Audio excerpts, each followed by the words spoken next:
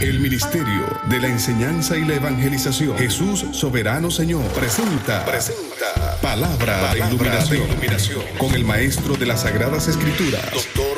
José Briceño. Quédate con nosotros para que recibas las bendiciones que el Dios Eterno ha plasmado para ti en su palabra. Esto es Palabra de Iluminación. Bendiciones, Maestro José Briceño, de nuevo transmitiendo desde Puerto Rico, Yauco, para el mundo, por ende, internacionalmente hablando. Estamos traspasando fronteras, bendiciendo y llenando al mundo del conocimiento de las verdades del reino. En esta oportunidad quiero desarrollar un tema que lo considero de mucha importancia porque es lamentable decirlo, yo personalmente fui víctima del asunto que voy a tratar, que tiene que ver con la crianza de los hijos. Salomón dijo en una ocasión, instruye al niño en su camino, no estoy hablando de los caminos de Dios, dice en su camino, en sus andanzas, en su niñez, pasa a la adolescencia, a la adultez, ¿ya? Le vas presentando principios del reino y le vas hablando acerca de lo que es la moral, la ética, la responsabilidad, el glamour, la excelencia, el esforzarse, el ser responsable. Mientras él vaya conduciéndose en la vida, es lo que quiere decir en su camino.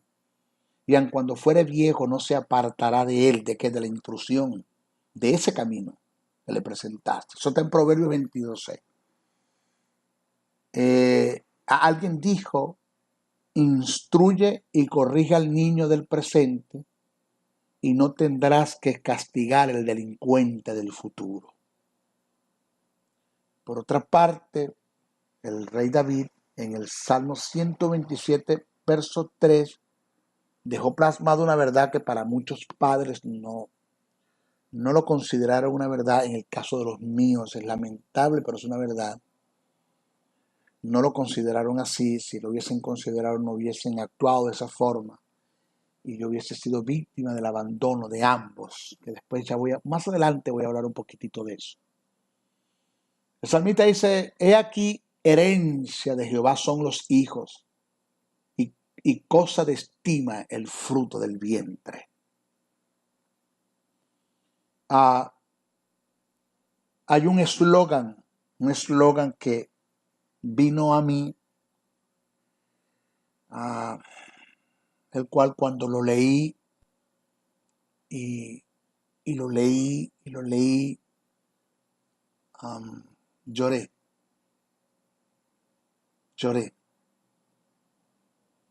Y porque fui víctima de eso, porque pasé por allí. El eslogan dice: hijos huérfanos de padres vivos. Y yo decía: wow, ¿qué es eso? Hijos huérfanos de padres vivos.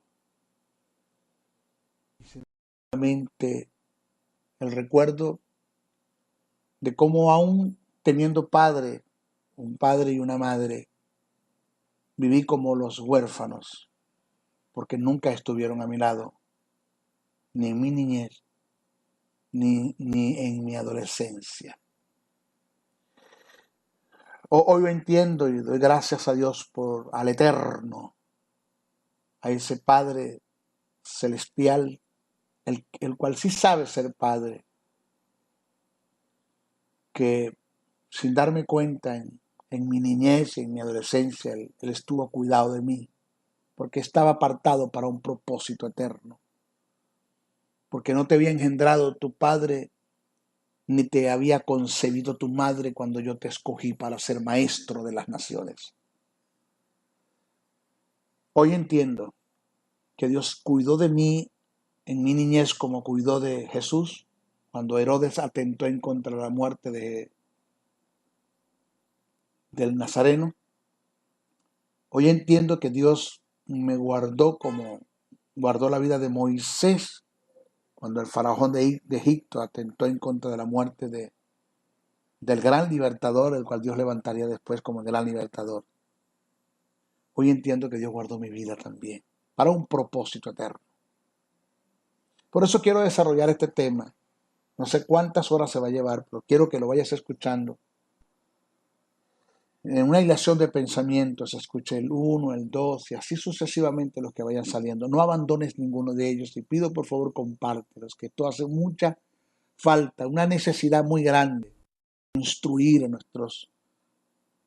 a los padres presentes para que instruyan a sus hijos, para que aprendan a ser padres en el futuro. Y esto sea una cadena de bendición y que rompamos con una maldición que se está generando y se está desarrollando en hijos que fueron huérfanos de padres vivos. Mire, la crianza de los hijos puede ser la tarea más gratificadora de la vida de los padres. Nada nos da más alegría y orgullo. Yo diría que nos debe dar más alegría y orgullo como padres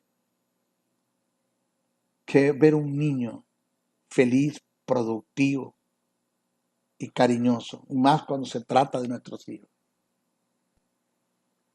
Mire, cada edad, esto lo entendí, lo pasé. Cada edad y etapa del desarrollo infantil tiene metas y tareas específicas que se desarrollan en los niños. Por ejemplo, para los niños de brazos es comer, dormir, explorar un mundo. Para los adolescentes es desarrollar su propia identidad dentro del grupo de amigos. Los adolescentes necesitan muchas destrezas para poder lograr exitosamente sus metas de mayor independencia. Algunos adolescentes no logran hacer esta transición sin dejar de tener problemas, y muchas veces por la ausencia de sus padres. No fueron educados, instruidos, corregidos, guiados, supervisados. No tuvieron padres. Unos porque en verdad fueron abandonados por ellos, no estuvieron presentes. Otros porque estando presentes no cumplieron con el rol, y otros porque verdaderamente sus padres murieron en la etapa de su niñez o su adolescencia. Por otro lado,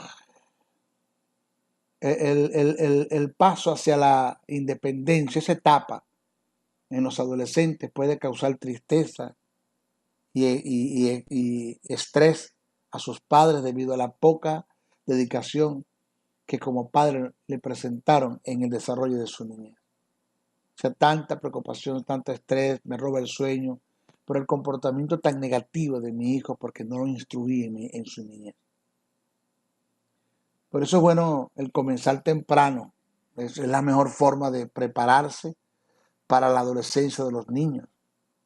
Comenzar la educación desde niños, el llegar a ser adolescentes, el llegar a ser ancianos, estarán allí en caminos de rectitud, de moral, de ética, de responsabilidad, de glamour, de estéticas, siendo responsables, temerosos a Dios. Y también esto es de prepararlos a ellos para el desarrollo de su adolescencia, que los conducirá con éxito a la etapa de la adultez. Fíjese que el Instituto de Iniciativas Nacional para la Paternidad ha recopilado información de diferentes fuentes acerca de los efectos negativamente de la falta de paternidad, que trae la falta de paternidad, que son causantes de muchos de los problemas sociales, que entre ellos tenemos la pobreza, la falta de salud integral, encarcelamientos, crímenes, embarazos en la adolescencia, abusos de menores en el alcohol, drogas, sexo, falta de educación o analfabetismo, obesidad infantil, entre otros. Esta institución resalta con mucha propiedad algunos rasgos que marcan en forma negativa la vida de un hijo que se ha creado como bastardo en la ausencia de uno de sus progenitores o en su defecto de los dos. Pero lo más duro es que aún estando los dos tampoco tuvieron una educación por negligencia, por irresponsabilidad de los padres, aún estando los dos. O sea, hijos huérfanos de padres vivos. Entre las cosas que demarcan el punto de vista negativo que afecta la falta de educación entre los hijos, ellos dicen que los hijos donde el padre está ausente tiene 5 veces la posibilidad de que sean pobres. Lo otro es que la mortalidad infantil es de un porcentaje elevado para los hijos de madres solteras que para los hijos de madres casadas. Lo otro que presentan los jóvenes que pertenecen a hogares donde existe la ausencia de un padre, tienen mucho más probabilidades de acabar en la cárcel que aquellos que viven en una familia donde ambos padres están presentes y educan a sus hijos. El otro principio que se quebrante y efecto negativo es que los jóvenes tienen mayor riesgo de involucrarse en el abuso y consumo de sustancias psicotrópicas. Si carecen de un padre que esté presente en su supervisión. Repito, estando o no estando. Lo otro es ser criados por una madre soltera eleva el riesgo de embarazos o engendramientos en la adolescencia. El otro punto, los hijos que son abandonados por sus padres tienen una gran posibilidad de abandonar sus estudios e incurrir en el mundo de la delincuencia. Por otra parte, dice, cuando está la ausencia de uno de los progenitores, se corre el riesgo de que el niño sufra trastornos psicológicos, causando desajustes emocionales. Por otra parte, la ausencia de padres tienden en una gran mayoría a tener efectos en el futuro económico que va más allá de su niñez, afectando su adolescencia, llevándolos y aferrándolos a un estado de pobreza o escasez en su adultez. Las siguientes recomendaciones son maneras en las que los padres pueden prepararse y preparar al niño para una transición sin inconvenientes y un mayor éxito en el logro de las tareas del desarrollo hacia la adolescencia. Primero, proveer un ambiente seguro y amoroso en el hogar. Eso tiene que estar allí. Eso en el hogar yo no lo tuve. Por esta causa a mí me costó entender a Dios como Padre. Más adelante voy a dar mi testimonio, cómo Dios se me reveló y se me iluminó como Padre para poderlo entender. Porque como no tuve una figura paterna en mi casa, no sabía lo que era un padre. Y en segundo lugar, crear una atmósfera de honradez, confianza y respeto mutuo. Wow.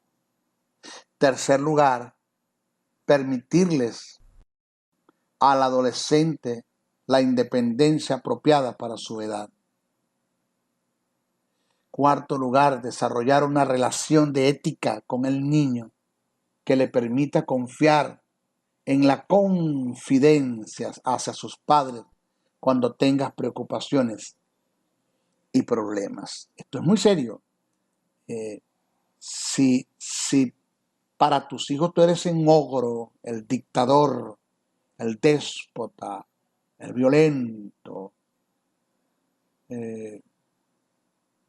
no hay paternidad, no hay cobertura, no hay amor, no hay corrección. No hay un padre que esté dispuesto a sentarse a corregir sus errores con amor, con gracia, con paternidad.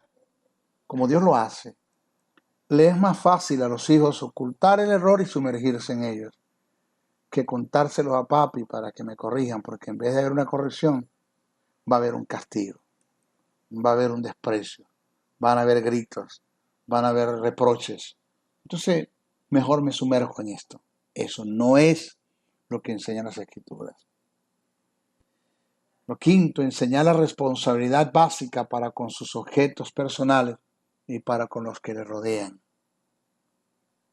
Lo sexto, enseñarle la responsabilidad básica de ayudar en la casa. Lo séptimo, enseñar la importancia de aceptar límites durante la adolescencia. Mire, existen muchas ideas sobre crear a los hijos.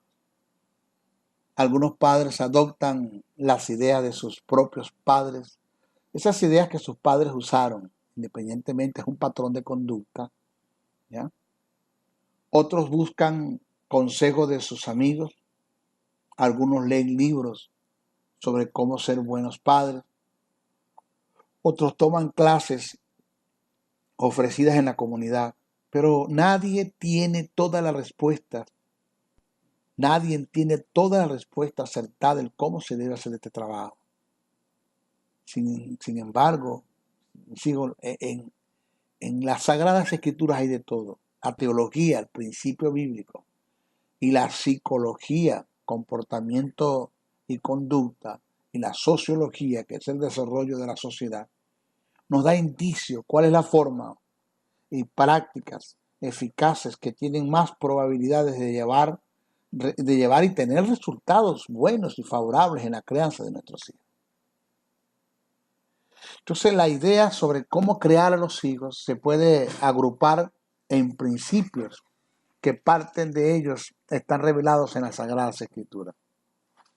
Y otros nos los presenta la ciencia como resultado de haber hecho una serie de investigaciones en la psicología del niño en sus diferentes etapas. Entonces, en este estudio, lo mío es presentar como maestro información en forma sistemática, con precisión de ciertos principios de los cuales se deben aprender, ajustar, formar un carácter y caminar en ellos y ponerlos en práctica en la crianza de nuestros hijos, que nos van a dar excelentes resultados, sin lugar a duda. Ok, vamos a entrar ahora en lo que se conoce como factores determinantes para lograr una crianza exitosa sobre nuestros hijos. En mi caso, mi hijo Serabiel tiene 32 años, va a cumplir, mi hija tiene 24 y gracias a Dios están encaminados. Dios me enseñó, se mostró a mí como padre, me enseñó, me mostró los principios del reino en relación a la paternidad, formé un carácter con ellos, los practiqué en mis hijos, los ejecuté en ellos y son, gracias a Dios, hijos ejemplares. Los eduqué en sus caminos, los dejé caminar, pero cuando me iban a dar un paso mal dado, los instruía. Y allí iba con ellos, en la educación, principios bíblicos, y no se han apartado de esos principios. Ellos están allí, ellos permanecen allí. Es la idea. Primer principio para la crianza exitosa en una relación a nuestros hijos. Esto es básico. Cuando hablamos de básico no hablamos de elemental, sino de fundamento, lo profundo, ¿ya? La piedra angular, por eso lo colocamos de primero, es conocer la paternidad de Dios. Fíjese que el conocer a Dios como Padre en todas sus facetas es tener una formación previa al trato semejante que daremos a nuestros hijos. El conocer el amor, el favor, la comprensión, el perdón, el respeto, el cuidado, la protección, la ternura, la paciencia, la cobertura, la forma de ser corregidos e instruidos por el Padre Celestial. El conocer estos principios del carácter de Dios como Padre nos conducirán y es determinante para un comienzo exitoso en relación a la crianza de nuestros hijos. Y esto se debe a que el Espíritu Eterno, el Espíritu Santo de Dios, nos conducirá a tratar a nuestros hijos conforme el trato que hemos obtenido de nuestro Dios Padre. El Espíritu como guía divina, como instructor, nos conducirá a desarrollar la paternidad de Dios en nosotros a favor de nuestros hijos para que ellos en su desarrollo vean a Dios en nosotros. Importantísimo.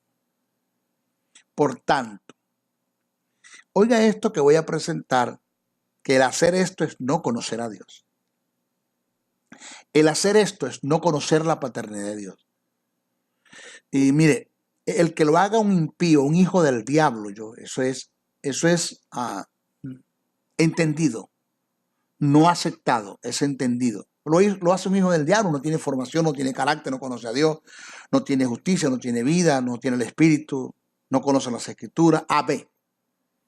Y con todo y eso, es la ironía más grande que hay padres que no tienen a Dios, no tienen...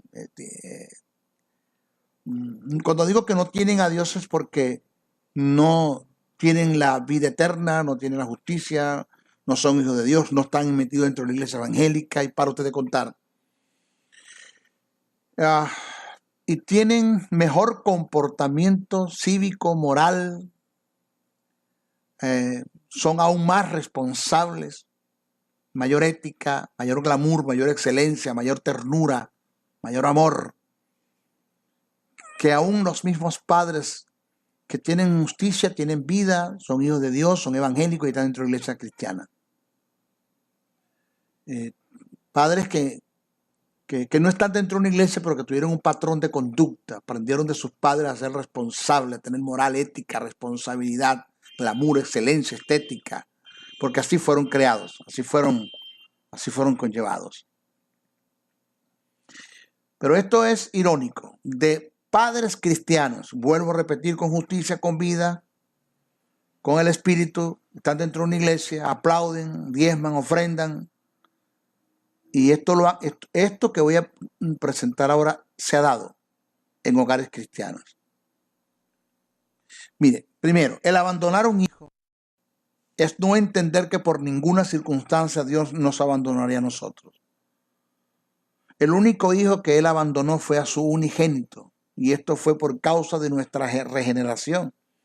Y esto lo hizo para nunca hacerlo con nosotros. Nunca se le olvide esta verdad. Todo lo que Dios hizo con Jesús en la cruz, lo hizo para no hacerlos con nosotros. O sea, esto fue un cumplimiento en mí. Yo no fui abandonado de mi padre porque mi padre nunca estuvo conmigo. Él nunca habitó en casa. Él me engendró y por cierto, de mi abuela materna supe información que le digo a mi madre que me abortara, y lo que él no sabía es que dentro del vientre habían dos, porque yo soy melliza con una hembra. Eso no lo sabía él. Y le pidió que me abortara. Yo no puedo decir que fui abandonado de mi padre porque es que nunca estuvo. El abandono es cuando están y se van. Él nunca estuvo. Pero sí yo fui abandonado de mi madre a la edad de 5 años. En una carretera extraurbana. Fui abandonado. Estuve 2 años. Mi madre me abandonó a mí con mi hermana melliza y con mi hermano mayor, que yo tenía 7 años, tenía 5, y mi hermana tenía 5, nos dejó allí, se fue. A los 2 años nos consiguió mi abuela materna y me crió fue con ella. A mí me crió fue mi abuela materna. Hasta la edad que de 28 años que tenía cuando mi abuela murió. Pero ella fue la que me crió, fue la que con mucho sacrificio.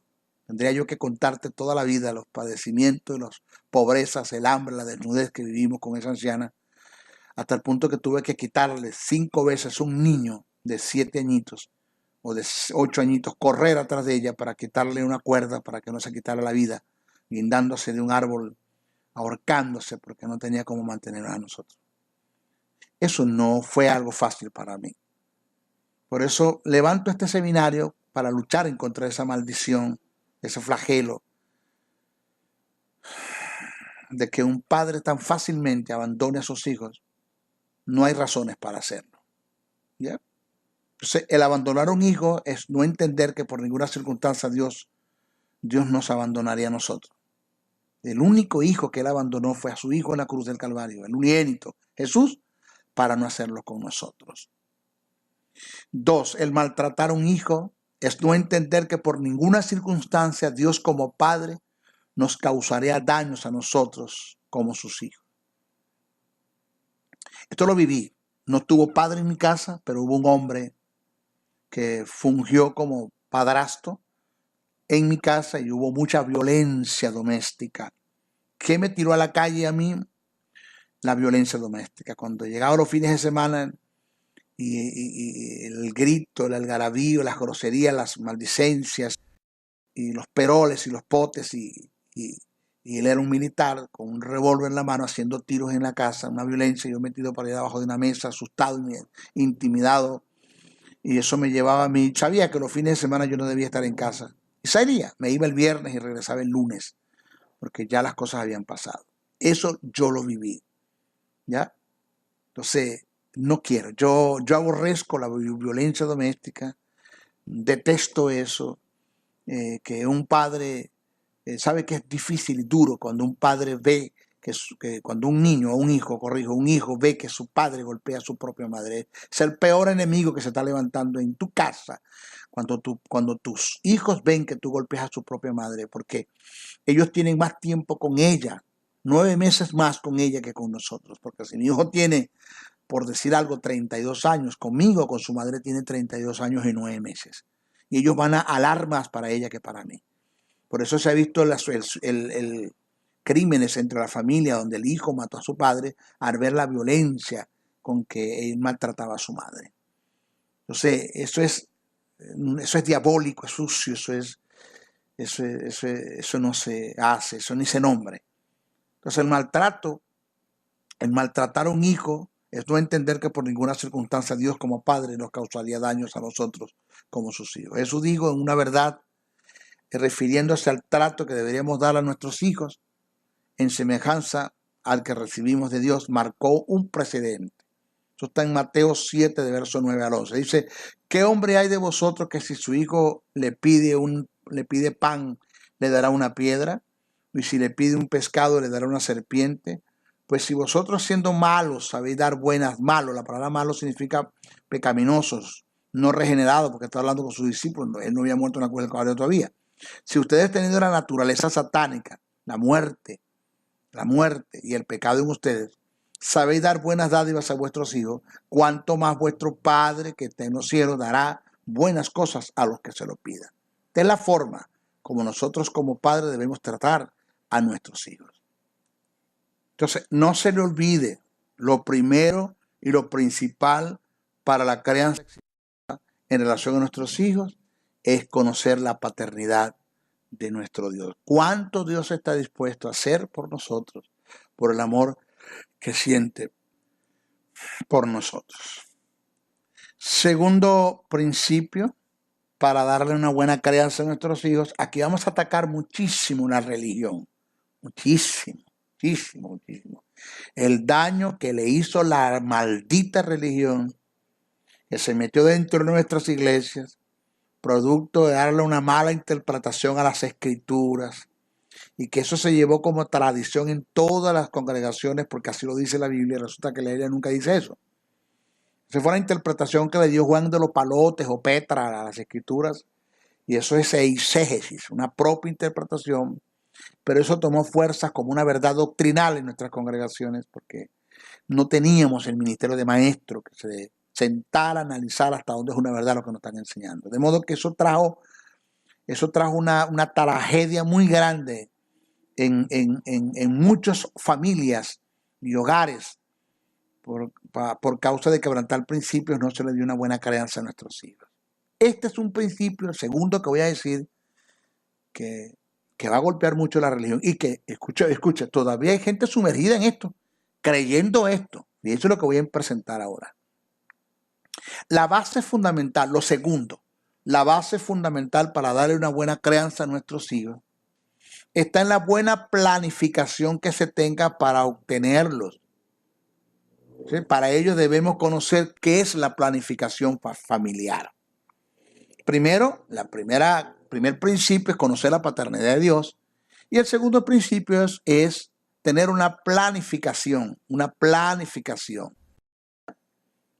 Lo que se conoce socialmente como una planificación familiar. La planificación familiar tiene que ver con el control de la natalidad. La planificación familiar tiene que ver con el control de la natalidad. ¿Qué es la natalidad? ¿Qué es la natalidad? Es el número proporcional de nacimiento que se da en un lugar, en un tiempo dado. ¿Qué es la natalidad? Es el número proporcional de nacimiento que se da en un lugar, en un tiempo dado.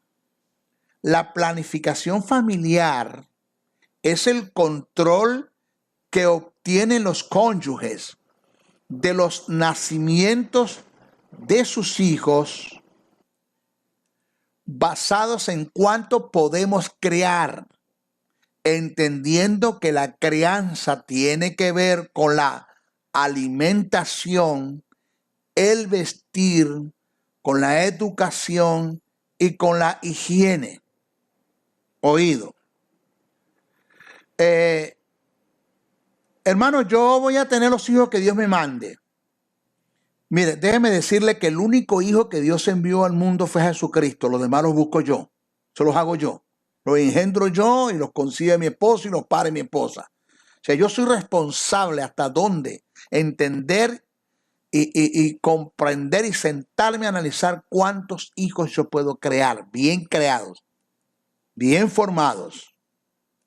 Entonces, la buena crianza y el desarrollo de nuestros hijos depende de la buena alimentación, los cuidados higiénicos, el vestir, la educación que se da a cada uno de nuestros hijos.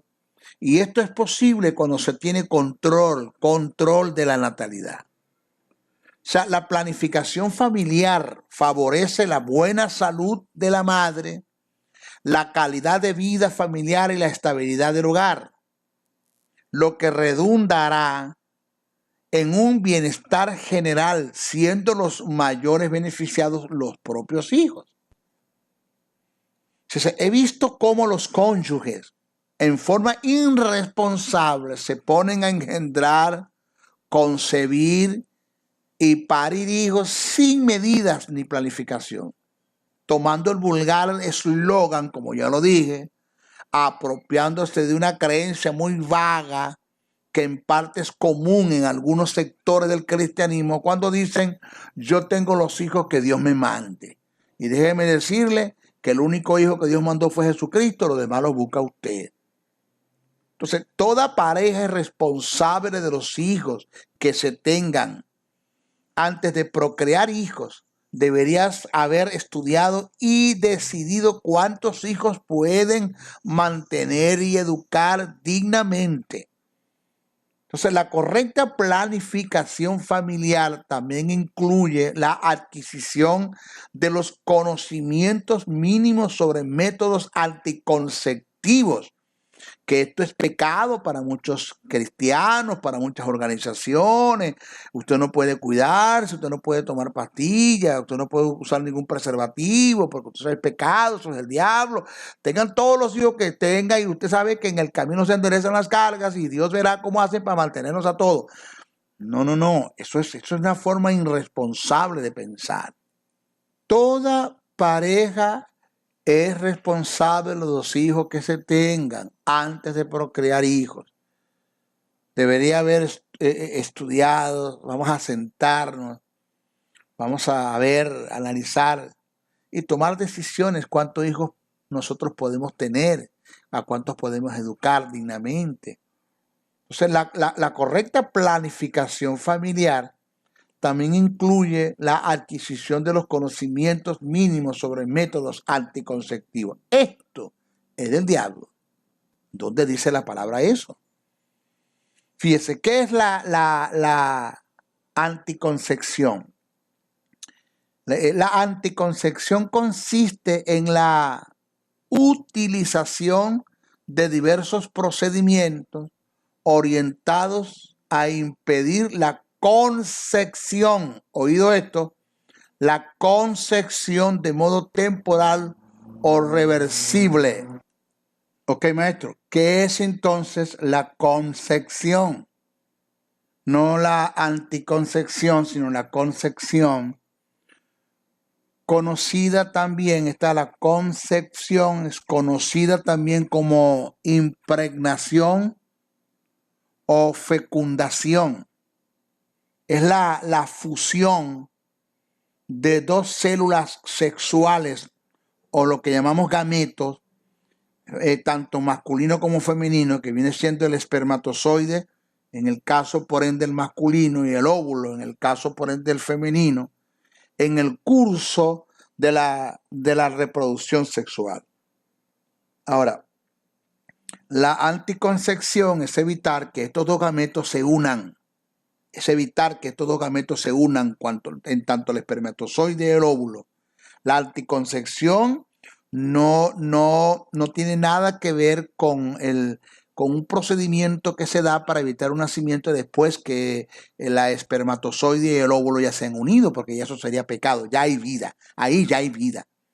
Estamos hablando que la anticoncepción consiste en la utilización de diversos procedimientos orientados a impedir la concepción, que viene siendo la unión del esperma con el óvulo, evitar eso de modo temporal o reversible.